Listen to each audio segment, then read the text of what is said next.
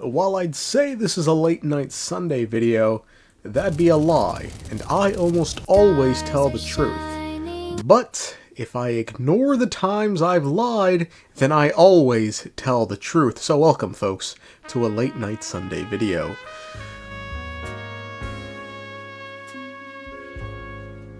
Folks, Evanescia is hiding something that sounds impossible. She revealed to Yao Guang the fact that she was seemingly made by an Aeon. Have a listen. I am the arbitrator who determines the outcome of the Phantom Moon Games.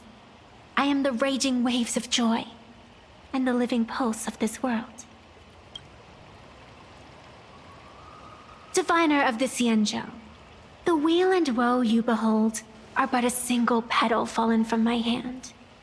It blooms with the morning, and withers by evening, reducing to dust in a fleeting moment. My true form is the Panarch Elwood, the embodiment of instant and eternity.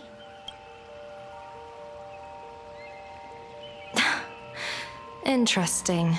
Took you quite some time to come up with those words, huh? The one who created me did say most people wouldn't believe me. Turns out they were right. They is capitalized, they were right. Capitalized to indicate they is referring to an Aeon, meaning not only did an Aeon create Evanescia, an Aeon was the one that told her what she was, and that most people wouldn't believe her when she told them what she was. So now the big question: which Aeon made Evanescia, and why? The way I see it, there are two likely candidates and one unlikely, but still possible candidates. The two obvious choices would be Aha, the Aeon of Elation, and Yao Shi, the Aeon of Abundance. Now the one unlikely but still possible choice would be Ouroboros, the Aeon of Veracity. Now, starting with the two obvious choices, let's look first at the idea that Yao Shi, the Aeon of Abundance, made Evanescia, because this could very well explain how Himeko overcame the weathering curse.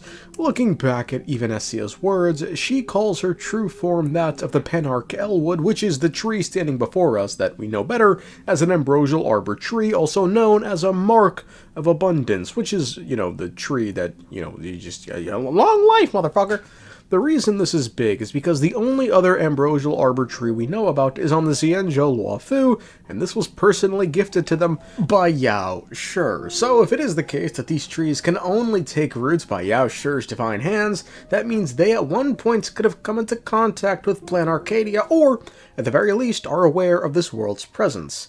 How interesting then it could be the case that Evanescia is connected to the abundance. Further bolstering this theory is Yao Guang herself calling Evanescia an abomination of the abundance. Since you admit to being an abomination of abundance. As well as Evanescia stating Yao Guang correctly identified Evanescia's true nature. You sound unpleasant to talk to, but since you have eyes keen enough to tell what I am at a glance, I'll have a short chat with you. Also, one small thing, Evanescia being created by Yao Shi would explain her, love of the abundance here. Yeah, immortality. Some see it as a curse. But personally, I don't think the abundance is as terrifying as their reputation suggests. Actually, I think the abundance and elation make quite a good match. After all, only with infinite life can one pursue infinite joy. In my opinion, those who are alive have the right to choose death, but they also have the right to choose to live on. Now here's where this theory gets interesting. If Evanescia was made by Yao Shi and has control of the Panarch Elwood and its powers, it's very possible she could have been the one to cure Himeko of the Weathering Curse 15 years ago, because folks, think about it. All the Weathering Curse does is shorten the lifespan of Graphia's descendants. Few descendants carrying the Graphia bloodline have lived past 30. Most of them wither like flowers while they're still young, skin cracking and peeling like dried paint. Himeko is no exception. She was tormented by the curse for years. So what better to counteract this life-shortening curse than with a life-extending power through the ambrosial arbor tree? But this would probably require Evanescia to interact with Himeko at some point. I wonder if the two have ever met. see you again. Express Navigator, Miss Himeko. Pardon my poor memory, but have we met before? Of course. I've seen you in the news more than once. It's such an honor to meet you. Evanescia says she met Himeko, but when Himeko says they've never met, Evanescia is forcefully quick to correct herself and say she's seen Himeko on TV, almost like she's covering for something. We know Himeko was rid of the curse during the last Phantom Moon games, but we don't know the specifics, and despite the fact that she seemingly didn't win, who better than to give her a consolation prize than the arbitrator of the Phantom Moon games themselves, Evanescia, who just so happens to be the avatar of the ambrosial arbor tree. Folks, it's just...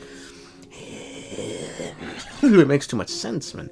As for why Himeko doesn't remember this encounter, it could very well be Evanescia was, her tree self at the time when this happened. Folks, she could have been what Blade sensed as another abundant source on this planet. There's another power here beckoning me.